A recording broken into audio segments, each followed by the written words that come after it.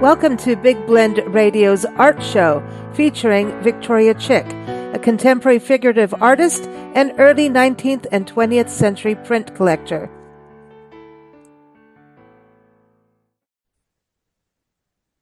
Welcome, everyone. It is time to continue our series on art museums, the history of art museums. This is part 3, the final episode of this series. But of course, artist Victoria Chick is here every third Saturday talking about the world of art from history to contemporary times.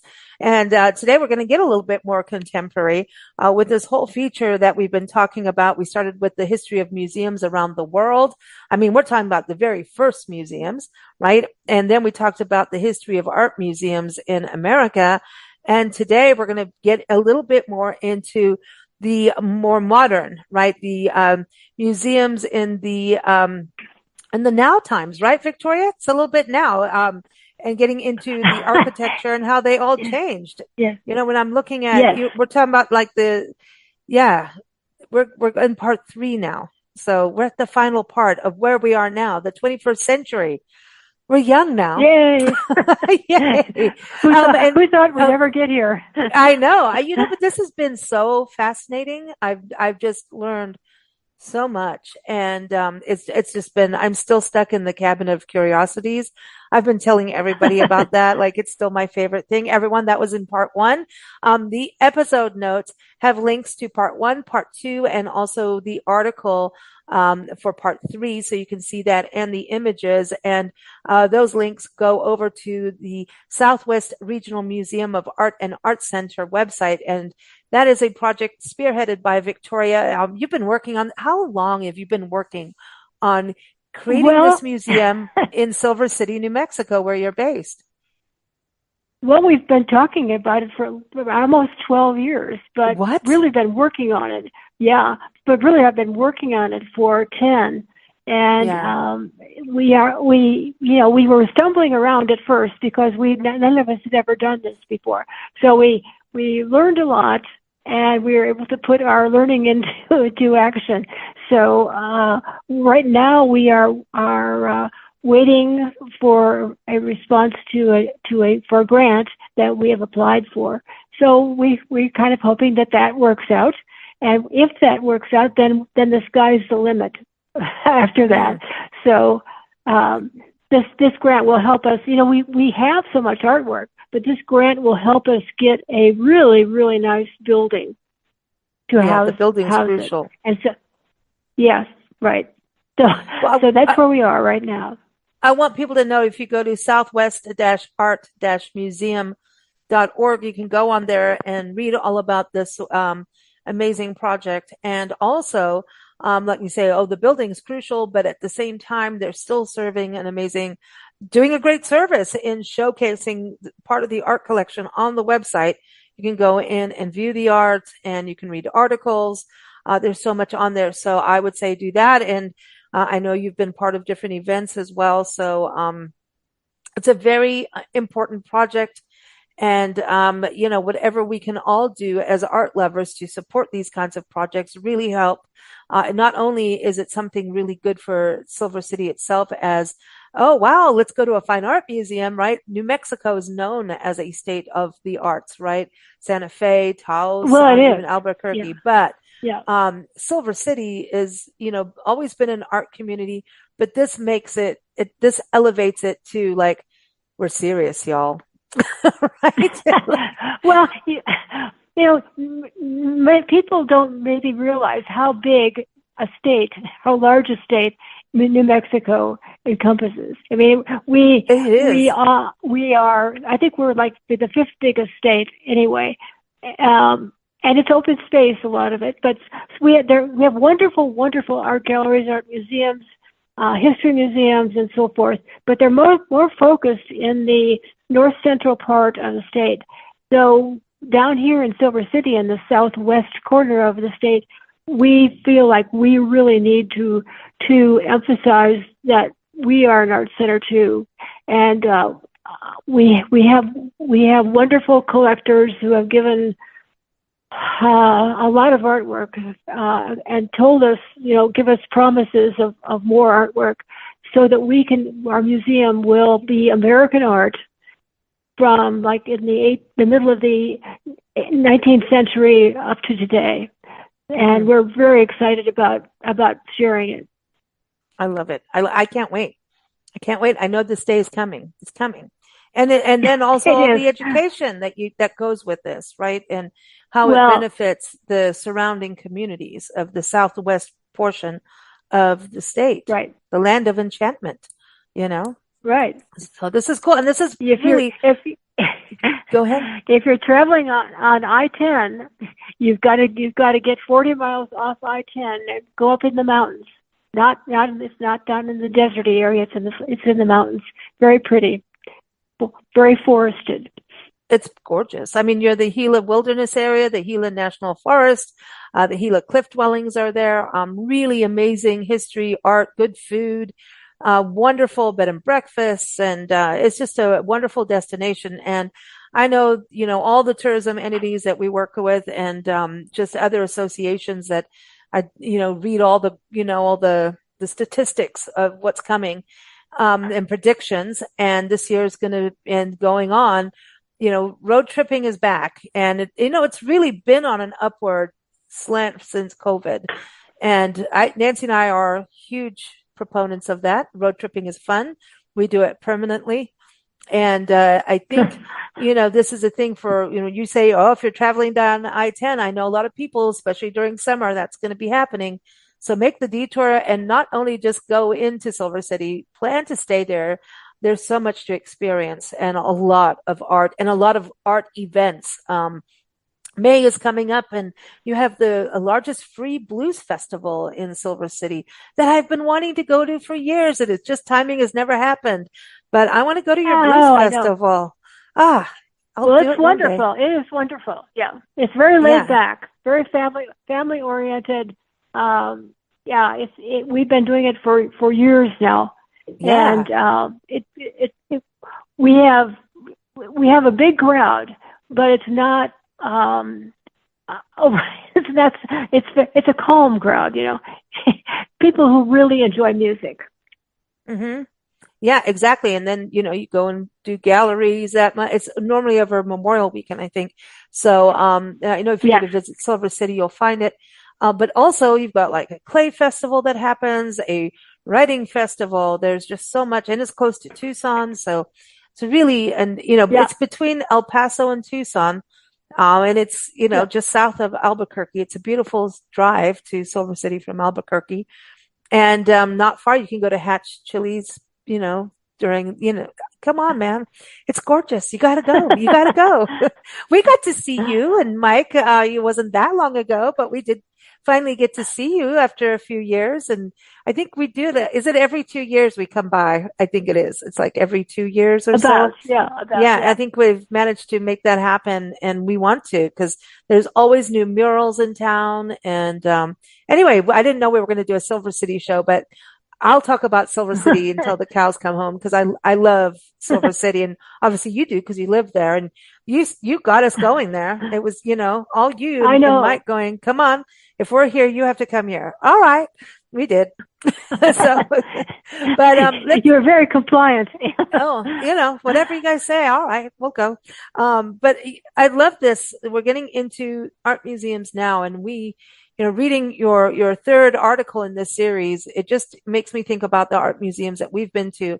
Not necessarily the ones that are in your article, but ones that, like the Crystal Bridges Museum of American Art, is something that has, it's been something on our bucket list, and we go to Arkansas a lot. But this is, I think whenever we talk about Arkansas, this pops up in the conversation. It does. As a place everyone must go to. Crystal Bridges is, everything, we talk about the word unique, and I can think of no museum that's more unique than Crystal Bridges. The art is personal, to the person who started it, Alice Walton. She's really done a lot, and the museum is located on her old family farm. out from Fayetteville and Bentonville. It's I don't want to spoil it for anybody, because getting to it is wonderful. I mean, I don't want to describe it because it's when you get there, it's such a surprise. And so before you enter the building, you are set for something special. It's almost like going to Disneyland for art. So anyway, but the thing about Crystal Bridges and about Alice Welton is in the first episode we talked about Mr. Corcoran as being the only person in the United States who had gifted an entire museum. And I'm going to say that in our century, Alice Welton is the second person in United States history that has totally gifted this museum to the public. And my hat's off to her. She didn't stop there. She has created a foundation for other small town museums. So she's done a wonderful amount of work toward educating the public and making art available to everyone. That's the part of it, what you're saying, how making art available. And yes. I know that, in your article, you talk about Minneapolis Museum of Art. And I think what's so great is how the architecture has changed and how it complements the art. That I see that there's a bigger connection than, hey, we have a building.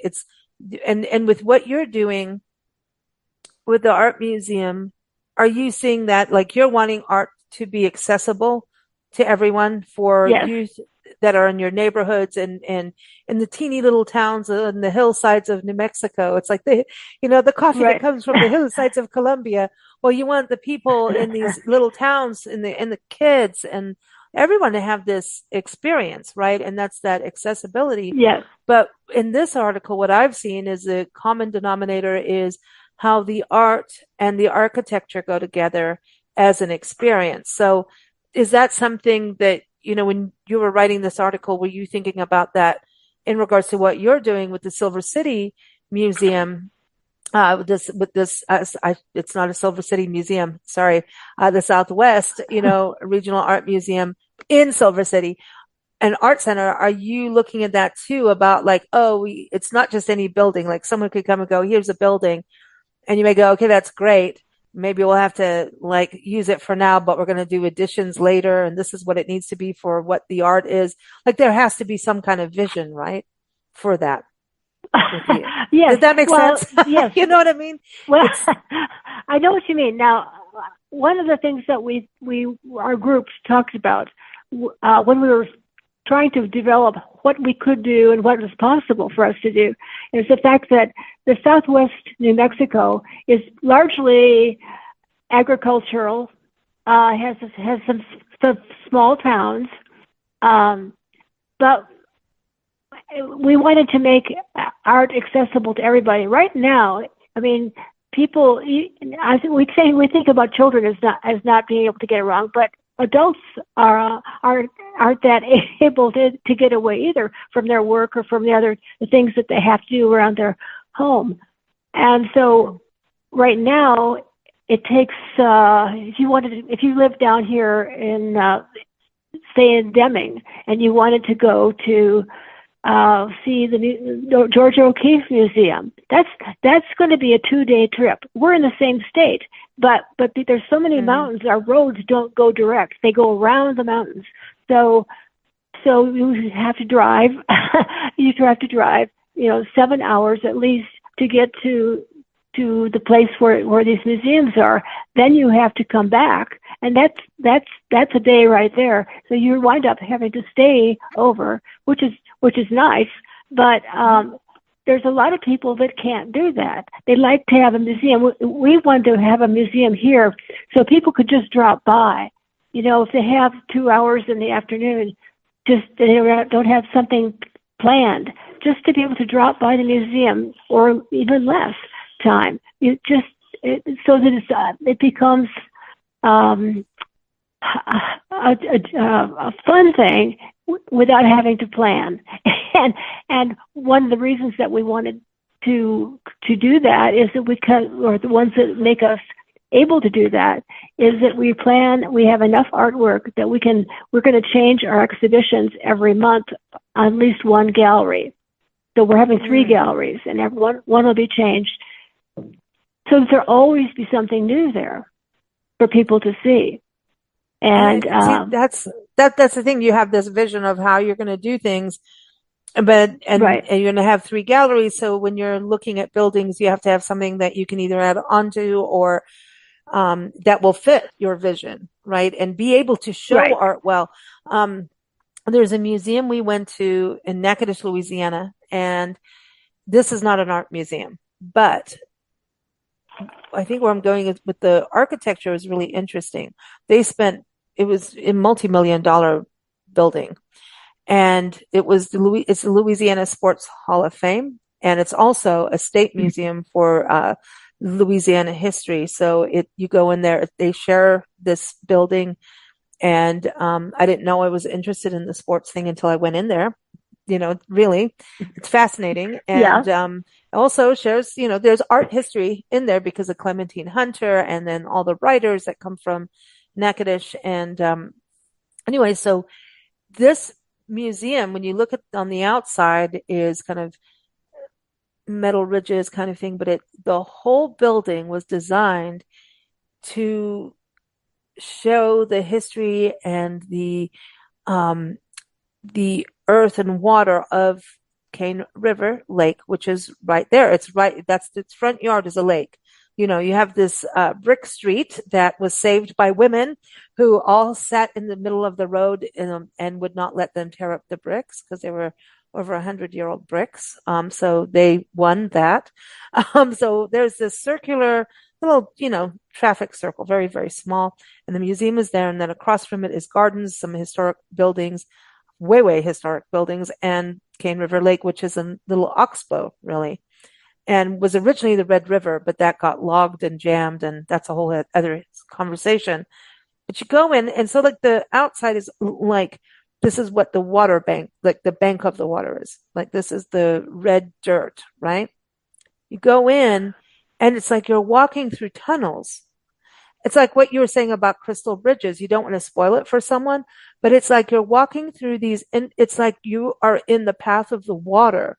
You're in this flow. So nothing is square, which is interesting for a museum, right? So the first floor is like this, and it was designed so that it naturally flowed with what was going on with the oxbow. But the other part of it kind of goes with the traffic circle, which is, I know, weird, but you have to go to understand this. And I'm like, wow, it was about setting of place. And so a lot of their money went into the architecture. And so the exhibits are part of that, but that's something I think from your article that I'm getting. These museums, their architecture reflect also what's inside the building, inside and out. Yeah. Yeah, it's not just the exterior. And what happens in this century seems like maybe the very last part of the last century, that the architecture is a big part of the experience. It's not just seeing what's in there. It's seeing what is surrounding it. Like you say, there's a flow that's set up. The architects, that's one, I think architects have always, I don't like to say that architects haven't always been important, but it seems to me like they're finally getting the recognition as we get closer to our own time that museums are as much named for the architect himself or the company, the architecture company, as they are for whoever donated the building, however the building was done. There's some fabulous architecture going on and people like the one that's over in Spain, the Bilbao Museum. People go there because of the architecture, and the interior is probably a secondary reason that they're there. Yeah.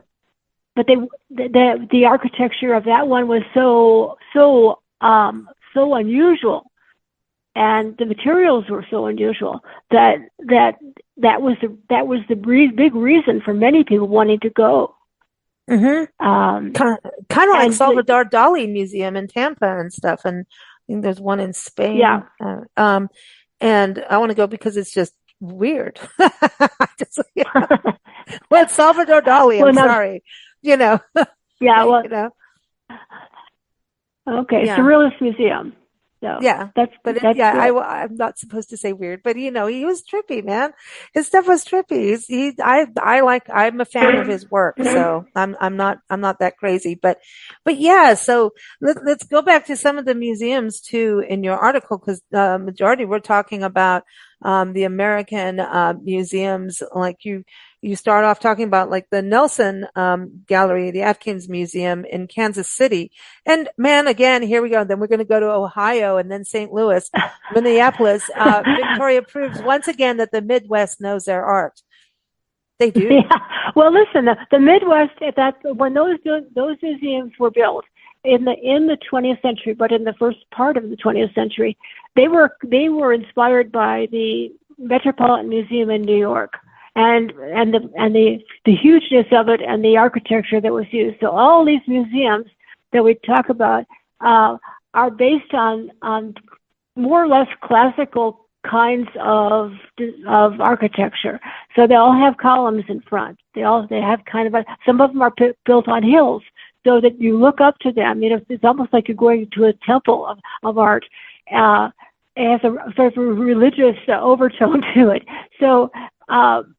But those were beautiful. They're beautiful buildings. However, what's happened in the last 25 years is that those museums, as big as they are finding that they don't have enough space. So they have to figure out a way to add on to it. And if they're a huge on a huge property, they can put wings out to the side or whatever. Most of them don't want to build up because the classical building is so finished. The facade is so finished in front. Building above that would look really weird. So outward is the one way they do it. Another way that they have done it is underground, and so they go outward, but they go underground. And so they're not spoiling the lawn. They're underneath the lawn like moles, and that has provided a lot of space and a lot of unusual space. The one in Kansas City. I really love I kind of grew up in that museum, and I love going to the Nelson. Well. Their new edition, I've been in one time, and that was kind of like a year after they built it, and it was acclaimed in the New York newspapers even as being such a great alternative to adding on. Well, what they did was they went underground, but probably like almost 3 stories underground, and so there's passageways underground, and above ground periodically there are these cube-like structures that are white, and they don't fit with the old building. They're very incongruous with the original building, which is kind of disappointing. However, everybody raves about what it's like inside, because even though you're underground, you've got natural daylight coming in. And how did they do that? And so they've made these more or less glass lenses above ground 1 or 2 stories above ground even. And then the light filters down and bounces off various surfaces till it reaches down, all way underground. Wow. And so usually we say that natural light is a killer for art because sunlight destroys paint film. Sunlight is not very friendly to paper. And so that's been a bugaboo for ever since collections started, how to protect it from daylight. Well, these people have used technology, and they've bent daylight so that the light reaches the lower levels without its accompanying harmful parts to the artwork. And so that's pretty amazing that the technology has allowed them to expand the way they did. I still don't think it's very pretty. I don't think the exterior is very pretty. It was the whole building was donated by the people that own H&R Block. Wow, that's amazing. Yeah, so that was very nice of them. With the Minneapolis expansion, they just did wings, and then they turned the corner away from the facade as it goes back on either side from the facade. And then it starts to look more like an office building. And so it's but all that direction and expansion was paid for by the Target company. Wow. The Target stores, yeah. So it's kind of neat that large companies are seeing the value of art, and they know that their customers like it. So they're happy to do what they can to provide what's needed for the museum to grow. I love that. I mean, and the other thing too is just interesting, when you're talking about going underground because of light and those kinds of things, the other part of it is sometimes is if the outside is cool, like we're talking about the crystal bridges and things like that. And so it's like, if I go back to the Sports Hall of Fame, right? The museum's great. The architecture, you're going there for, that is one thing people go there for. If you're not a sports fan, it's still fascinating, and there's still the other exhibits. Sure. But I would say if they did it as an art exhibit in there, it would, well, they did have a horror, and it's really interesting. It was in a room without it being so fanciful, right?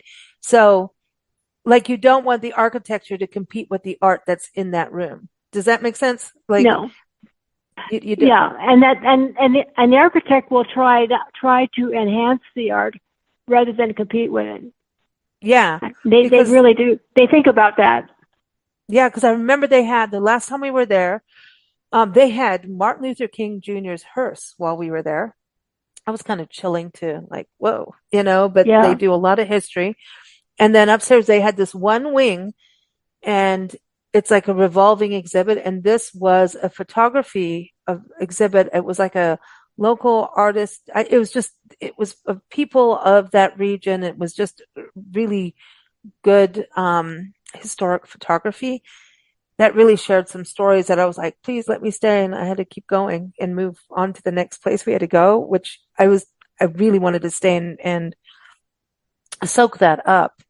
But the art stood out, and you forgot where you were completely. You didn't know, like they had to drag me out of there because the photography was, I remember going, because it was, when you look at historic photos where everybody's, lined up in a row because of the way cameras were at that time, this person, I don't know, went beyond, was able to capture the looks of people of, right. It was you as an artist, what you do, Victoria, the figurative side of it, where you catch that, in between movement. That's what that photographer did. And I can't even remember Mm-hmm. what the name is. Oh, I'm going to have to find that out.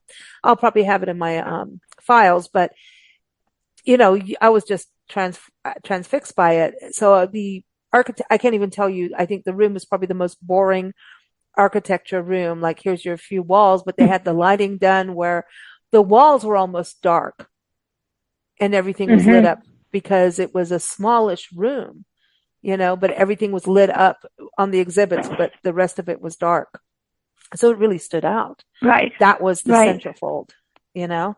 So yeah, you've got me thinking of all these museums. We're going to have to do something special just on museums because my brain keeps going back to places that really made impacts, and that's Yeah. interesting how like a You subtle know, room, can turn it. you remember when we were talking about the 20th century and the Museum of Modern Art and the Guggenheim, the original Guggenheim in New York, how walls were being painted white. Remember that? And people were saying, "Oh yeah, the white museums." Well, Mm-hmm. that trend lasted for quite a while, but then it changed, and it probably started changing about 25 years ago when museums decided to do the walls in color, but the colors they used were even though they were reds or greens or blues, they were neutralized. Mm-hmm. They were there was a shadowy quality to them, and so they were you understood what the color was, and you would say, oh yeah, that's red, but it was a very dark red with a lot of black in it, and those showed off through a lot of artwork very, very effectively. So there's a trend away from the white, stark white.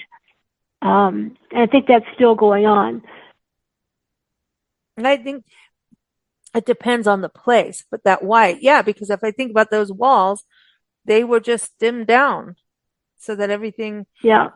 So I think when a museum is looking at an exhibit, especially rotating ones, right?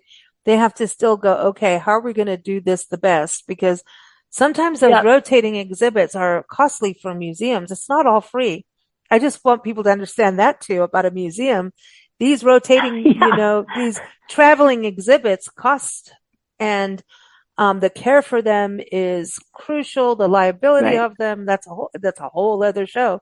But Yeah. sometimes they have to change their platform to have that exhibit in there and change things up Right. for a few days to make it work, I have been to one Blockbuster museum show, and that was the Chinese warriors Oh who yeah. were on Earth, and it was in Kansas City, and it was there for not long enough in a way because it was so fascinating, but it was hard to get into. You were in line for a long time. Sometimes you have to pay extra to go to within the museum. You might have a membership in the museum, but for one of these Blockbuster shows, you might have to pay a little bit extra to go to see it. Vincent van Gogh show was another one that I saw that at the LA County Museum, and they're fabulous. But you're absolutely right about the cost. And the people that organize it, sometimes one museum will organize it, and then other museums will pay to that museum to have it travel to their museum. So, but they're generally 100% worthwhile seeing. So. Yeah, exactly. The architecture has to You're be right. there. Then everybody has to, that signs on board saying, okay, we want this exhibit. They have to schedule it. It's just like musicians on tour. Like, oh, we can't have fireworks at this location, but you can go around the corner and they'll have you. You know what I mean? It's kind of this, so much goes into all of these things. There's the the permanent exhibitions, right? And then the rotating and the permanent ones. I think the rotating is so important, right? To get people back in.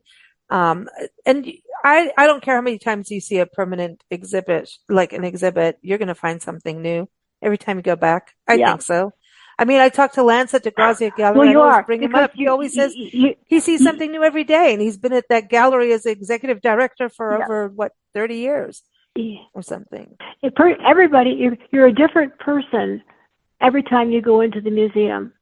You will have had other things happen. You've seen other things, and you'll notice something that you didn't notice the first time you were there. Now you're in love with it. So so a lot of it depends on the person, but the person is people change. People see things differently. These people if I go through a museum, and I love going through museums. If I see 2 or 3 things in a huge museum that really grab me, that's been a wonderful day to me. I don't have to like everything. In fact, if you tried to do that, you'd probably be exhausted.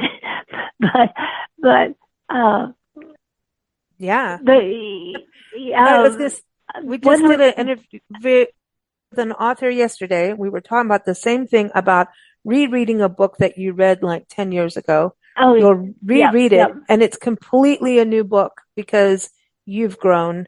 New things have happened in your life that maybe connect in the story that didn't connect with you before. So it's the same way as going and revisiting an exhibit in a museum that is permanent. And then it's kind of like, it's like going to a restaurant and they have like the best burger. This burger, everyone goes for the burger. And then one day the restaurant says, "Oh, we're tired of making this burger." They're going to lose their people. You can't, and don't change it. You're not allowed to change that burger. You keep that burger there. Yeah. Everybody wants that burger. And then one day someone who didn't like the burger will go, "I like the burger now." Yeah. Well, that's true. I don't like I'm comparing burgers to art, but hey, well, okay, we can make it a filet mignon. There are certain paintings that people will feel like it's their painting, and you better not move it or put it away for a while. There's a wonderful horse painting in the Minneapolis. And it's a German it's the Blaureiter style, a lot of color, and they loaned it to another museum, I believe, at some point, and people were outraged. The people that were expecting it to see it, it's always been there. Why did you move it? Why are you giving it away? Of course they weren't giving it away, but you're right. People become attached to certain kinds of art, certain pieces of art. So, and you take it away, and they're going to respond negatively. I want to go back to, you were talking about, these corporations that helped with the museums, like Target, and you were talking about those, right. Yeah. But then I also see that and you were mentioning this in the article too, that there are actual people as well that really get their names tagged into it too, maybe they amassed a lot of wealth and they care about art. So that's something we see even now, like on films, where there's people like public media, right? Public broadcasting. You always we'll watch some documentary that they air on PBS or something, and you'll see like 20 people's names that help that happen. So art museums have that too, right? Where some of that, they get the name, but they get the name on, like the Guggenheim one, their name gets in there, right? As part of it. Right. Art museums have to rely on generosity of people that use the museum, and sometimes corporations realize that so many people do. I mean, it's a tremendous business, of the art business, and corporations realize that, so they do that, but individuals do too. And some of the ways that art museums show their appreciation for generous donations is by naming certain things. So of course, everybody is recognized, because everybody that gives money is recognized for knowing that they've given something that's cost them something. It's not a light thing. Any donation is generous to the person who gives it. They've had to give it. They've had to think about it for the most part. And so sometimes museums will talk to people, and like we're sort of in that position where we're talking to people, and we're asking for them to give us generously as they feel they can. We're not going to browbeat anybody into giving anything certain amount. So, but somebody who gives a large amount, we're ecstatic that somebody could do that, and so we will name a gallery after them, or we will name something that is would be meaningful to them. After maybe they want to memorialize a father or a mother, we can do that. And most museums do things like that. Even down to benches, because if you're in a museum for very long, you want to sit down and look for a while rather than standing. So benches and fountains. Benches, fountains they're names. important. Yeah, I'm seeing now too that stadiums have names, right? It's like this stadium or that stadium, right? Verizon has a stadium. Yeah. I'm not trying to promote Verizon, but there's, and all of that's important because that helps fund the arts if a performance is happening there and those kinds of things. But also, you see street names too, and Nancy and I were always like, "What's in a name?" We go to a town. It's like, okay, here's the same Main Street, all the presidents' names. Then sometimes you'll get a whole neighborhood, which is all flowers. Yeah. And then one neighborhood we know in Durham, North Carolina, the whole neighborhood is named after authors and writers, publishers, the whole thing. It's like there's a library street even. It's like that's their neighborhood. They got together. It's a planned community, but they said, we care about literature, and therefore all our little street names are going to be named after authors.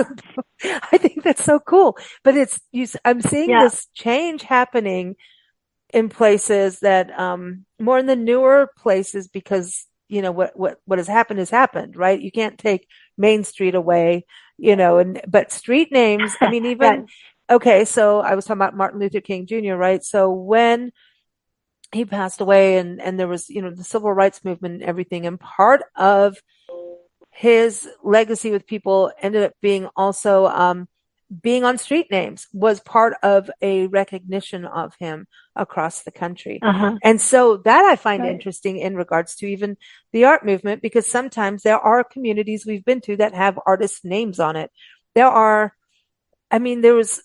We were somewhere the other day and I went, oh my gosh, the street ties with their business. So they were able to get their street name to have something that tied with their business. I find that fascinating. Yeah. So I wonder if museums are going to start having, there's Museum Drive, there's Museum Hill in Santa Fe, right? There's that whole section. Right. So I think we're going to start seeing some more of that happen. And I think anybody who does give, giving is part of life. If you think you're going to keep everything for yourself, well, you can, and that's boring. And you aren't going to be that happy, because giving gives you so much more joy than actually the receiver half the time. And, for the receiver, they want to give back. And if that's the way they can do it, that's awesome. Sometimes it's just even, a hall, like the wing, like you were saying, right? It could be a hall. It could be a performing center inside of the museum that will have it, which is cool. all right, I want to go open a museum now. Like all it is. It's so, I mean, it's so fascinating watching you and your team of volunteers. You guys are all volunteering and doing this just from the goodness of your hearts. And I know it's so much work and so much fine print and grant writing and so much, and to get the community on board and outreach, and Right. so it's fascinating hearing you talk, on this level of actually working on it and looking at the history of how it all started to now where you are is opening a museum. You know, it's Yeah. it's wild doing this It three is. part. It is. Do you It, it's throughout writing this, you got to kind of pinch yourself and go, "Oh, that's a good idea. It may be a long time ago, but maybe this needs to come back." Did you have any of those kind of moments, like in doing these three articles? And I know you did use it also as a speaking, like a workshop. So did that help you in any way, well, with everything? yeah, it's this is a project that is huge to us. It was huge to us, but we didn't think about it that way at the beginning. We just thought, well, we should do this. This needs to be done. And so once we got into it, we realized it was a lot bigger than we thought, and we've learned a lot. But we haven't. I have to say, we have not been discouraged. Um, Sometimes something doesn't work, and we do something else, and that works, and then we're off again. So I think we're being there are rules. There are rules about starting businesses, and there are rules about the best way to do something. We have investigated all those things, and we adopted most of them. We had to adapt a bit to the number of people we had and the size of the town we have, and work within what we felt was really possible. And because it's a dream, and we have to be practical too. So we are, I would say, kind of at a high point right now, because one of the things that really helped us was all the letters of recommendation that were sent to support our museum when we did this grant application. Reading those made us feel really good, and knowing that what we're trying to do will help a lot of people. It will help the town. It will help. In fact, way down the line, it will actually help the state too, because we feel that it will attract tourists, and there's an opportunity for so much education here, for kids, for adults, for people with all levels of disabilities or abilities. So we feel like it's a good thing, and that keeps us going. That's cool. I like it. Because I'm Nancy and I both, we love what you're doing, and it's just there's just so many reasons why it's so important, and the fact that you've got the community seeing it and experts saying yes as well, and supporting you in that. It's a great thing. It's becoming it's like reality now. It's not like 12 years ago going, I want to start a museum. I know this is nuts, but I want to do it. And I got reasons why. But then you have to go, okay, let me write all these reasons down. And then you start, it gets bigger and bigger. I mean, it's really grown. I remember the first conversation we had with you when it was the seedling of an idea, and look how bigger it's grown into, being Southwestern and being an arts center and the education component. It's really grown. Yeah. Victoria. It's like, okay, it's all in. There's an organization called the American Alliance of Museums. It's a very good organization, and it's not just art museums, it's all kinds of museums. But they accredit a museum. So you have to have certain standards. Your accounting needs to be good. Your how you hang things, how you you save things, how you preserve things is important. So we have been a member of that organization now for quite a few years. When we realized what they could do and why they do it, and so we're working within their framework. We don't have accreditation. We have to be in business as a museum for 5 years before we can even apply for accreditation. So it's a process that most people don't realize what it means, but basically it means that you are doing everything correctly and within the limits of your ability to do everything correctly. And so we're striving for that. And when we make our, for instance, when we did our bylaws and we've done some policy procedures, we always check with what's acceptable to the American Alliance of Museums, because when we are actually able to be open to the public, we want that accreditation to be an assurance to the public that we are ethical, we are sound, we are presenting whatever we present in the correct way, and we have done everything up to this point correctly. And I don't think most of the public that cares. But we care, and it's important to us to have done that. Yeah, no, it's awesome. You guys rock.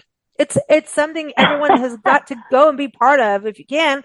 I mean, it's we always talk about, you don't have to be the big donor with the wing in the museum if you can't, right?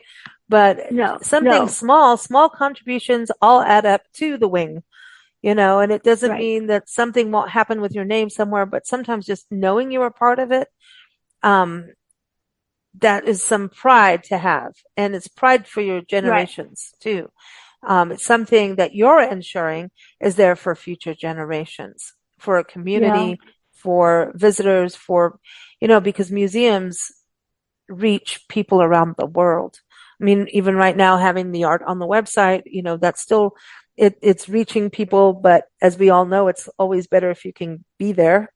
That's an experience you can't, Yeah. It's, you know what I mean? I'm not knocking art on websites. I'm saying that is great. I know exactly what you mean. But being there and seeing something in its size. Yeah, I mean, we've done shows with you. Remember the miniature paintings, and every time we come to visit you, I'm like, where's the miniatures again? Because you could see those, and they can give you the measurements. This is the size, but then you enlarge it on your screen, on your computer or your phone, and that painting might be smaller than your screen.